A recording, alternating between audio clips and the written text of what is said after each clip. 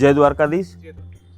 आज हम लोग द्वारकाधीश जी, जैसे मतलब में भगवान द्वारकाधीश जी के गुरु ब्रह्मा, गुरु विष्णु, गुरुदेव महेश्वर, गुरु साक्षात परम ब्रह्मा तस्मै श्री गुरुवे नमः। मतलब भगवान द्वारकाधीश जी जो है, अंत में पूरी सृष्टि के गुरु बोलो, माता पिता बोलो, सब कुछ ठाकुर जी भगवान द्वारकाधीश जी है। कि आज हम लोग द्वारकाधीश जी की द्वारका नगरी के बारे में संक्षिप्त में कुछ दो शब्द बताने जा रहे हैं कि भगवान द्वारकाधीश जी जैसे द्वारका नगरी में क्यों आए, यहाँ पर में क्यों आए। कि भगवान का जन्म तो मथुरा वृंदावन में हुआ था, आप लोगों ने सुना होगा, आप लोगों ने पढ़ा होगा। लेकिन ये मथुरा वृंदावन मतलब ठाकुर जी ने जो मतलब आनंद लुटाया, ब्रज में गोपियों के संग में रासलीला खेली, ठाकुर जी ने वहाँ पर में गैया चराई, मटकी फोड़ी, गोपियों के संग में खूब आनंद ब्रज में लुटाया। लेकिन भगवान द्वारकाधीश जी ब्रज का जो आनंद है वो सभी आनंद को छोड़ के यहाँ पर में द्वारकाधीश भगवान खुद द्वारका नगरी में कैसे आए। कि भगवान का जन्म मथुरा वृंदावन में हुआ, आपने सुना, आपने पढ़ा होगा। लेकिन भगवान द्वारकाधीश जी जैसे अपने मामा जो थे कंस का वध किए थे, कंस का जो ससुर था जरासंध, भगवान द्वारकाधीश जी के संग में जैसे कंस का मृत्यु का बदला लेने के लिए दोनों के बीच में युद्ध हुआ। एक दो बार युद्ध होता तो बात अलग था, लेकिन दोनों के बीच में 17 बार युद्ध हुआ। अब युद्ध का तो कोई नतीजा आने वाला था नहीं, क्योंकि जरासंध का जो मृत्यु था केवल पांडव पुत्र भीम के हाथ से निश्चित था। जरासंध जो था वो भगवान के हाथ से तो मरने वाले थे नहीं। तो भगवान द्वारकाधीश जी ने अपनी प्रजा के हित में निर्णय लेते हुए, प्रजा का हित देखते हुए मथुरा छोड़ वृंदावन मतलब ब्रज छोड़ के द्वारका नगरी में आने का भगवान द्वारकाधीश जी ने मन बना लिया। भगवान द्वारकानाथ जी द्वारका नगरी आए। समुद्र नगरी के पास 17 योजन जमीन मांगी। समुद्र नारायण भगवान द्वारकाधीश जी को द्वारका नगरी बसाने के लिए जगह दे दिया। समुद्र पीछे चला गया।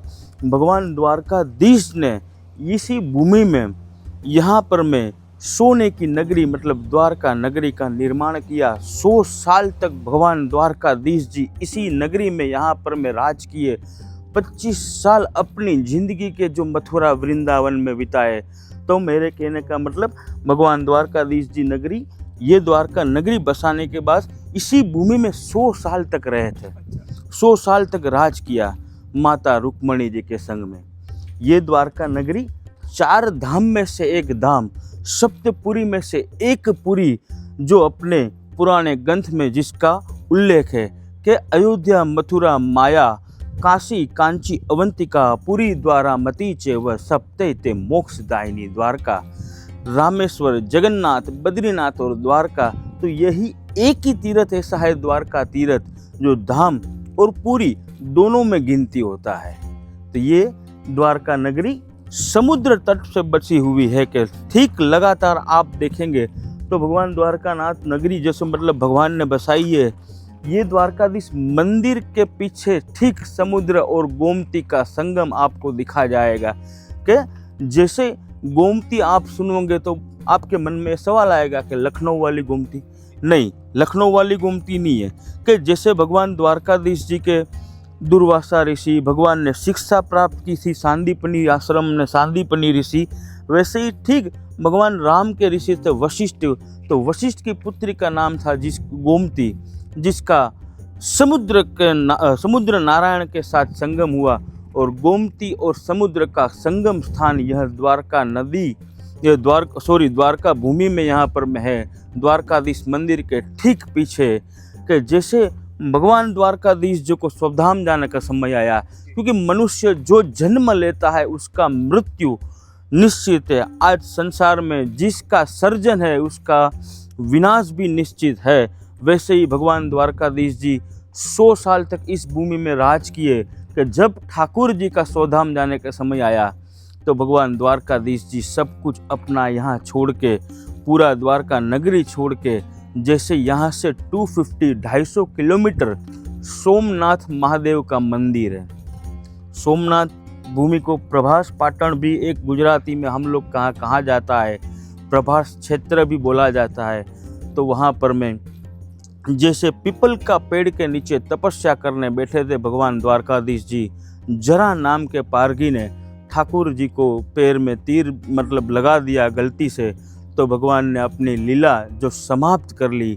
वो यहाँ से 250 किलोमीटर दूर वो सोमनाथ क्षेत्र, जो सोमनाथ ज्योतिर्लिंग में भी 12 ज्योतिर्लिंग, जो 12 ज्योतिर्लिंग अपने हिंदू सनातन में है धर्म में, तो 12 ज्योतिर्लिंग में से एक ज्योतिर्लिंग सोमनाथ ज्योतिर्लिंग भी है कि, और एक ज्योतिर्लिंग यहाँ से द्वारका से 14 किलोमीटर नागेश्वर ज्योतिर्लिंग भी है कि जैसे आप लोग गुजरात यात्रा करने आते हैं तो जैसे द्वारकाधीश मंदिर, भेट द्वारका, माता रुक्मणी, गोपी तालाब, नागेश्वर, ये 4 प्लेस आप लोग द्वारका के नज़दीक में देख सकते हो। द्वारका से 250 किलोमीटर आप लोग जैसे जाएंगे, आप ट्रेन से जाएंगे तो आपको वेरावल स्टेशन उतरना पड़ेगा, और बाय रोड अगर आप लोग जैसे कार में बस में जाते हैं तो सोमनाथ स्टेशन ही डायरेक्ट आपका जो सोमनाथ में स्टे रहेगा। तो सोमनाथ में नया और पुराना 2 शिव जी का मंदिर है, जहाँ पुराना मंदिर में अभिषेक पूजा आप लोग कर सकते हो, नया मंदिर में आप लोग दर्शन पूजा भी कर सकते हो। वैसे ही सोमनाथ में भगवान द्वारकाधीश जी को जरा नाम ने पारगी ने तीर मारा, जिससे भगवान ने अपनी लीला समाप्त कर ली। आज वो भूमि को भालका तीर्थ नाम से जाना जाता है कि आप लोग जैसे गुजरात यात्रा करना आए तो वो प्लेस भी आप लोग जरूर देखना। भगवान के जाने के बाद जैसे ये द्वारका नगरी जो थी वो समुद्र में समा गई। भगवान द्वारकाधीश जी को गांधारी ने श्राप दिया था कि एक दिन ऐसा आएगा कि आपका तो मोक्ष होगा ही होगा, लेकिन आपका सारा यदुकुल का नाश हो जाएगा। तो ये द्वारका जो नगरी भगवान द्वारकाधीश जी ने जो बनाई थी समुद्र में समा गई, ठीक पीछे समुद्र में समा गई, सारा यदुकुल का नाश हो गया, और भगवान द्वारकाधीश जी भी तो जैसे मतलब में मोक्ष के प्राप्त हुए। भगवान के जाने के बाद जैसे भगवान का जो वंश तो वैसे तो जैसे गांधारी ने श्राप दिया था तो वो तो ख़त्म ही हो गया था, लेकिन भगवान द्वारकाधीश जी के जो मतलब में परिवार बोलते हैं, तो परिवार में भगवान का पड़पोता माने भगवान का लड़का प्रद्युम्न का लड़का अनिरुद्ध, और जो अनिरुद्ध का जो लड़का है वज्रनाभ जी, तो वज्रनाभ जी ने आज ये जो द्वारका आज जो खड़ी है, ये शिखर द्वारका जिस आप मतलब दर्शन करते हो, ये द्वारकाधीश जी का निर्माण भगवान के पड़पोते ने मैंने अपने दादा की यादगिरी में ये द्वारका जी का निर्माण आज से लगभग 5000 साल पहले किया गया। आर्कोलॉजिकल डिपार्टमेंट ने जो रिसर्च किया उसके बाद में गुजरात गवर्नमेंट को रिसर्च करने के बाद में जो प्रमाण पत्र देते हैं कि 4880 साल तकरीबन 5000 साल पुराना ये द्वारका जो है इसका इतिहास मतलब बता रहा है। जैसे आप लोग द्वारका यात्रा करने आए, सबसे पहले श्री द्वारकाधीश जी का दर्शन करें। भगवान द्वारकाधीश जी का दर्शन करने के बाद आप लोग सोचेंगे कि हमारा यात्रा परिपूर्ण हो गया, तो ऐसा नहीं है।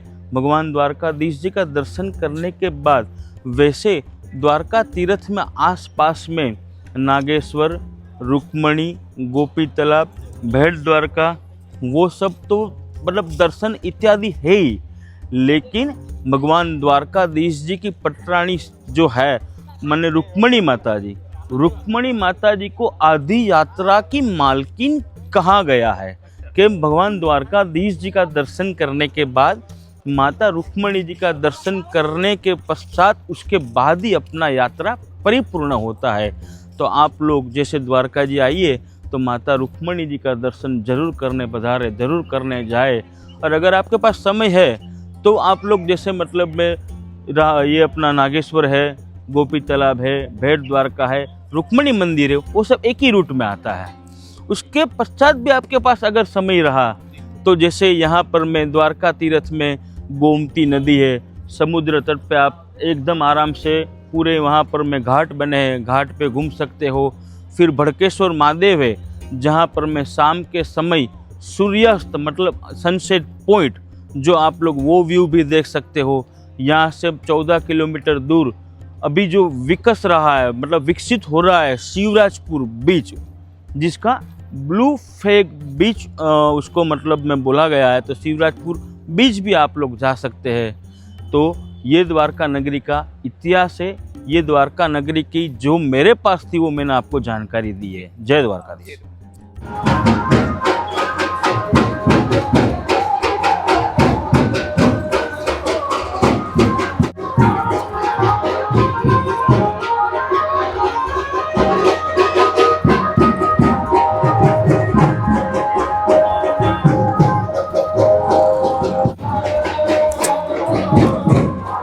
जैसे अभी रास्ते में हम लोग ने देखा बैंड बाजा गाजा के साथ लोग नाचते नाचते जा रहे थे। आपने देखा माथे पे कुछ उठाया है।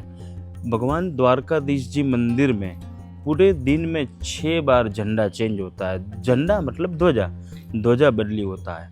हमारे यहाँ ठाकुर जी को ध्वजा मतलब पगड़ी कहा गया है कि भगवान को पगड़ी पहनाने के लिए लोग नाचते गाते बैंड बाजा गाजा बाजा के साथ में खुशी खुशी भगवान की पगड़ी बदलने के लिए जाते हैं। कि सुबह के टाइम जैसे मंदिर 6:30 बजे खुलता है, दोपहर को 1 बजे तक चालू रहता है, तब तक 4 ध्वजा उसमें ठाकुर जी के मंदिर के शिखर में चेंज होती है। उसके बाद में शाम को 5 बजे से लेकर 6:30 बजे तक में और 2 ध्वजा, मतलब भगवान द्वारकाधीश जी को पूरे दिन में 6 बार ध्वजारोहण होता है। जैसे अभी हम लोग जो मैं आपको दिखाने के लिए आया हूँ, खास करके वो जगह है कोई इतना कवरेज नहीं लेता है। मतलब जैसे आजकल क्या है, कलयुग हो गया है। कलयुग में लोगों की दौड़ धाम भाग दौड़ इतनी हो गई है कि लोग मेन प्लेस, चलो द्वारकाधीश जी का दर्शन कर लिया, माता रुक्मणी जी का कर लिया, चलो हम लोग शिवराजपुर बीच रील्स बनाने के लिए चले गए। तो मतलब में ऐसे लोग बहुत, मतलब 80 से लेकर 90% लोग ये जगह पे पहुंच नहीं सकते। सही में सच बताए तो ये वही जगह है जो आज आप लोग द्वारकाधीश जी का दर्शन करते हैं। द्वारकाधीश जी का जो स्वरूप है वो इसी कुएं, जो गुजराती में हम लोग वाव बोलते हैं, इसी कुएं में से प्रकट हुआ स्वरूप है। जिसको सावित्री वाव, सावित्री कुआं बोल सकते हैं। मतलब में कि भगवान द्वारकाधीश जी का जो अभी जो स्वरूप है आप लोग दर्शन करते हो, जो मूर्ति है, इसी कुएं में से निकला है और भगवान द्वारकाधीश जी के मंदिर में स्थापित हुआ है। जय द्वारकाधीश। जैसे मतलब में द्वारकाधीश जी का यात्रा हो गया, द्वारकाधीश जी का दर्शन कर लिया, भेट द्वारका कर लिया, नागेश्वर कर लिया, रुक्मणी मंदिर कर लिया, गोपी तालाब कर लिया, शिवराजपुर बीच भी घूम लिया। अगर किसी के पास टाइम है तो ये भी द्वारकाधीश द्वारका क्षेत्र में एक रमणीय जगह है जो घूमने लायक, बच्चों लोग को बड़े लोग को थोड़ा सा रिलैक्सेशन मिले। क्योंकि देखो भाई, हर इंसान जब बाहर निकलता है यात्रा करके धार्मिक स्थल मतलब घूम के थोड़ा थकान होता है, थोड़ा उसको महसूस मतलब रिलैक्स महसूस होता है। तो ये रिलैक्सेशन के लिए एक बेस्ट जगह द्वारका में, जिसको भड़केश्वर महादेव बोल सकते हैं, कि आज से लगभग 200-250 साल पहले जब राजा महाराजा थे, रजवाड़ा जो हम लोग बोलते थे गुजरात में, राजाशाही होता था, उस समय में बंधा हुआ ये मंदिर है शिव जी का। ये पूरा मतलब में समुद्र नारायण तट पे बसा हुआ है। समुद्र पूरा एकदम सीधा आपको जा रहा है। सामने उस तरफ आप लोग जो अगर समय हो तो लाइट हाउस भी दे सकते हैं। सामने लाइट हाउस है, उसके सामने ठीक सनसेट पॉइंट व्यू, कि जैसे सूर्य उदय होता है वैसे ही सूर्य अस्त होता है। तो वैसे देखें तो शास्त्रों में कई जगह सूर्यास्त देखने का कोई जगह ऐसा कोई उल्लेख नहीं है, लेकिन आजकल कलयुग में सब लोग देखते हैं कि भाई सनसेट देखना, तो वहाँ पर मैं सामने सनसेट पॉइंट भी बना है। तो ये भड़केश्वर महादेव मतलब में हम लोग यहाँ से मतलब भड़केश्वर महादेव का पूरा मंदिर है और ये जगह भी देखने के लिए सबसे बढ़िया द्वारका जी में है।